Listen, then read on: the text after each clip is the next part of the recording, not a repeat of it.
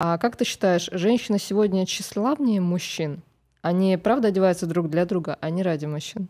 Обычно женщина одевается для себя, как бы, но Да-да-да. по факту, даже я вчера была на одном мероприятии, где девушка называет всех остальных других девушек конкурентками. То есть понимаешь, да, то есть даже несмотря на то, Все для что да, мужчин. кто-то одевается для себя, кто-то одевается для других, кто-то одевается для женщин, но если, допустим, говорить про меня, Мгм. если я иду на встречу с клиенткой, я оденусь так, чтобы она восторгалась мной и говорила: вау, какая стильная, какая Мгм. классная.